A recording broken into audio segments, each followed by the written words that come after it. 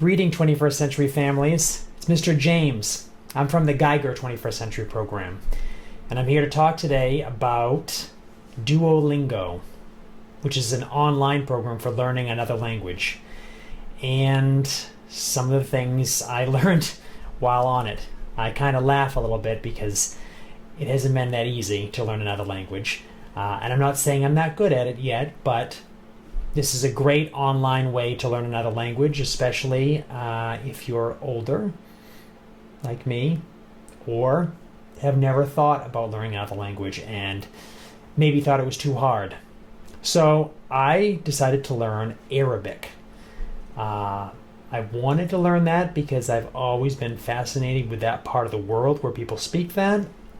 I also have watched a lot of movies about archaeology, and a lot of the times they end up going to Egypt, and Arabic is the language that is spoken there.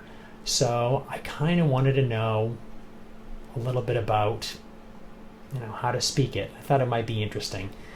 I didn't realize it was going to be very difficult, at least not just speaking it, but to write it. So this is just kind of my way to figure out, my little tips to figure out how to do this sort of thing. So in Duolingo, it's kind of like a game, and there's a leaderboard, so you get points every time you get sounds right, or you can link them up. And it's set up very, very easy to understand. It just gets harder because the language, of course, you don't want to just say one word, you want to say a phrase, which is 2, 3, maybe 4 words together.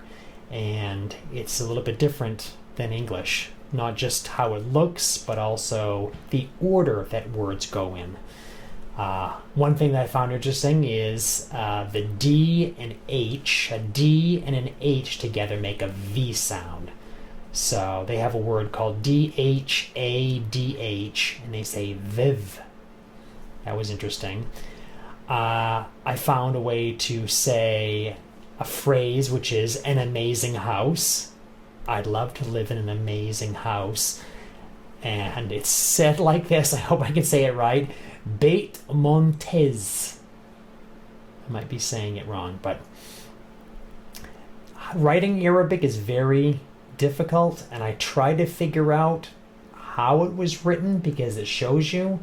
It's just a lot of squiggly lines and dots still for me, and even words that seemed really small seem to have a lot of writing, the characters you have to write. So still going to be learning this. The best thing is every time I log in, it tells me exactly where I left off. I do have a couple good suggestions if you want to learn, though. Here's the first one. Try to mouth the words along with the speaker. So listen to it. You can push a button for it to repeat. Mouth the words. Try to mouth it. So even if you don't actually try to speak it then, you can mouth the words. You can kind of get your mouth at least used to forming the word so that later on you can try it out. It's always good to try that just to start off with. Write down your own pronunciation of the words. So I learned the phrase an amazing house, but I wrote it down, the word bait and then Montez, which is not how it's written. It's written in a few characters, but I'm not at that point yet where I can look at something like that and figure out what the word is. The other thing is, if you don't want to write the language, which I think it's important to write it, but if you want to write it down, practice with simple words and make phrases of 2 to 3 words out of that. So if you learn to write it, practice with a few key words that you'll use a lot, and then you can put them together and make small little phrases. Eventually you can make sentences. I just wanted to learn how to speak it for now and just to hear the sounds, to kind of get my ear used to that and then get my mouth used to pronouncing it. But it's going to take me quite a long time probably to learn how to write it. But with Duolingo, I can do it because the most important thing is to practice. So try it out. I think you'll have fun.